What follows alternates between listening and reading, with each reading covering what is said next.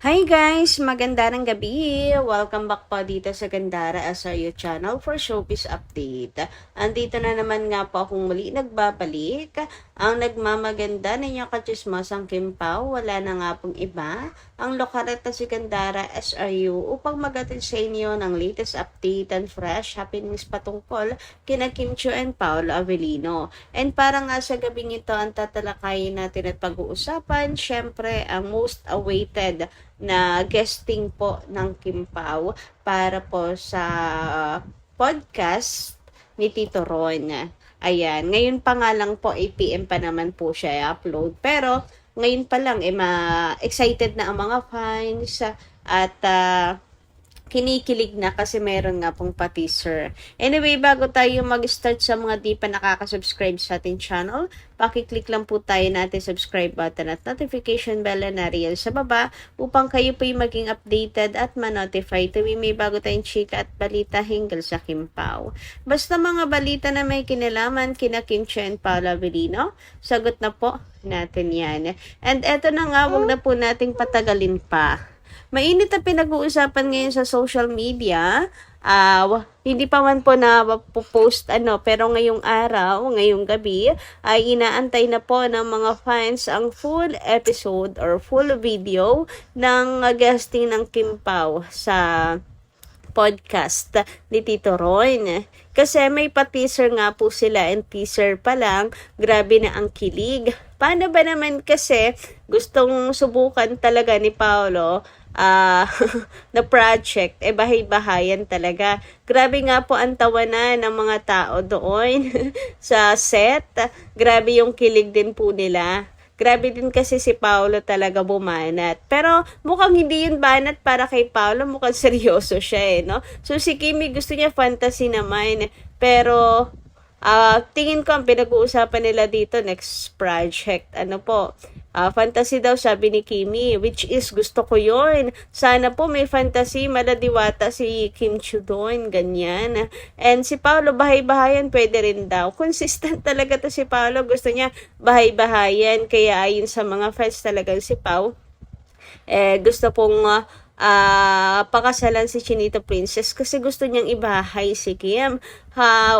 Kumbaga ay white material talaga si Kim para po sa kanya. Diyan mo makikita na talaga seryoso si Paolo Avellino kay Kim Chiu. Talagang gusto niya maging housewife si Kimi. At kailan kaya yon? Naku, kung gusto daw, 'di ba? Sabi ng mga fans, huwag nang patagalin pa. Pakasalan mo na. Umami na kayo at mag-ano na kayo, step na to the next level ng inyong buhay. Kung may problema sa kontrata, so sana tapusin lang daw po iyon ng Kim Pao. Kasi wala naman po sila iba nakikita na magiging problema or dahilan para hindi pa po sila umamin at hindi pa mag-settle down. Kasi they are, kumbaga financially stable and they are matured na din naman na kay Kim Chiu at nakita na rin naman niya kay Kim yung kanyang ideal sa isang babae, 'di ba? And nakikita ng mga fans na sobrang bagay nilang dalawa. So, kaya naman kung gusto talaga ni Pao, pakasalan na. Huwag nang patagalin kasi wala na siyang makikita di umano na kagaya ni Kim Chiu. Ayan, bukod tangi yan ang kanyang Chinita, ang kanyang prinsesa.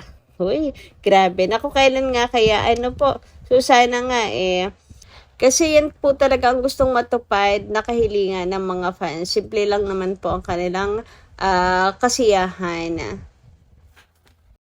And ano nga kaya yung pumipigil sa kanilang dalawa? Kasi sobrang bagay naman po nila. Marami naman po ang nagmamahal at gusto po na magkatuluyan po sila. Marami pong nagsasabi na swak na swak po sila kahit po sa mga hula, mapa-business, career, ayan, swak po talaga silang dalawa. So, ano kayang pumipigil pa? Ano kaya ang napagkasundoan nilang dalawa ni Kim Chiu? Bakit until now, parang pinapatagal pa nila ang pagsisettle down. And, elag pa rin si Paolo sa usaping love, 'di ba? Sabi niya this 2026, pero na-interview na sila ni MJ. At the same time, tinanong na yung real score between them.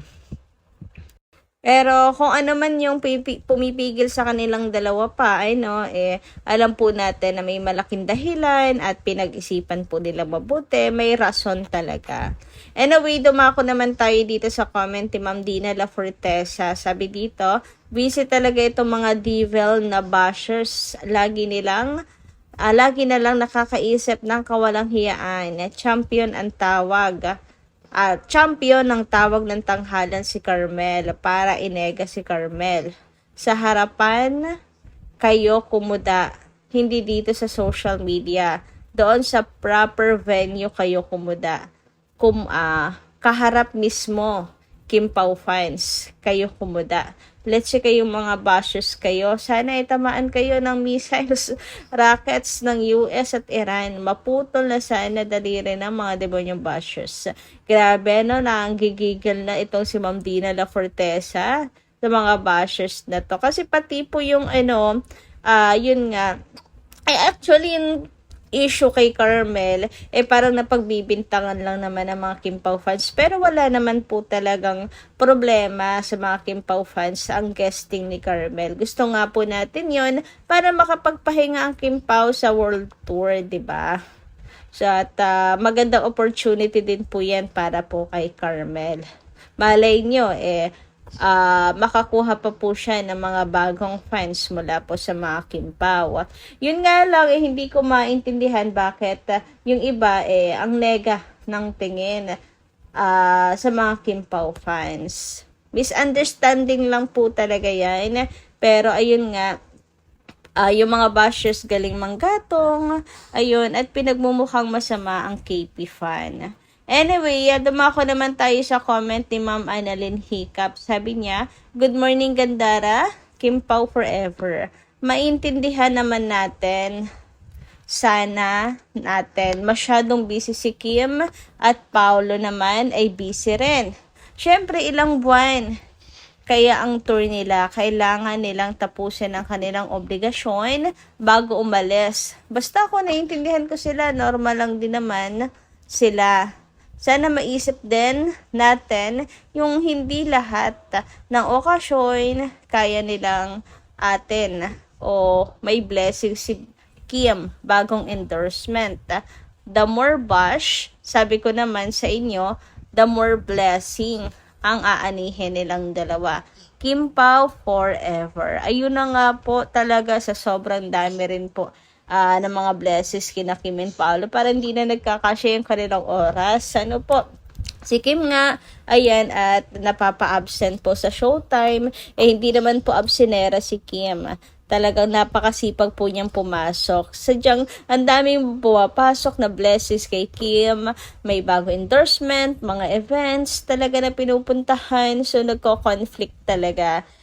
Kaya naman, walang problema sa ating mga Kim Pao fans, and paalala lamang din na wag po masyadong maghanap dahil kailangan din ng Kim Pao po mag-rest, 'di ba? So kung hindi po kinaya ng schedule, hayaan na po natin. Malungkot na hindi siya napapanood sa showtime minsan, pero mas okay na 'yon, 'di ba, kaysa po sa magkasakit ang Kim Pao dahil overwork na. Yan din naman ang pinapaalala ni Pao sa kanya, na matuto mag-balance sa work at personal na buhay. Anyway, sabi naman ni Ma'am Norma Dayag, yes, good PM Gandara. Wala siya sa ASAP at Showtime. Kamusta?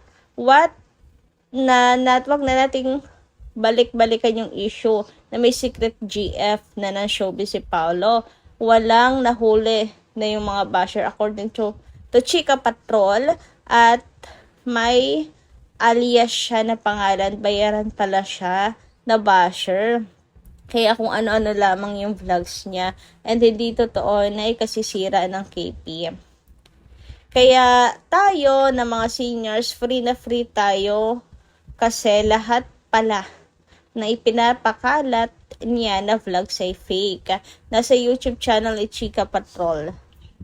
Yun always, alias niya, sa bayaran, vlogger ng kung sinong demonyo nagpakalat ng fake news. Kaya tayo, alam na natin kung sino yon, mga demonyong bashers na ito, at kung sino ang nagbabayad sa kanila para mag-vlogs ng negatibo sa KP. Halos makakarma kayo sa pinaggagawa nyo. So, yun lang po muna yung ating update ngayong gabi, guys. Thank you so much sa pagkukomento po ninyo, and God bless. Kita-kits po tayo sa mga susunod pa natin chikas tungkol sa Kim Pao. Maraming salamat at ingat po kayo palagi.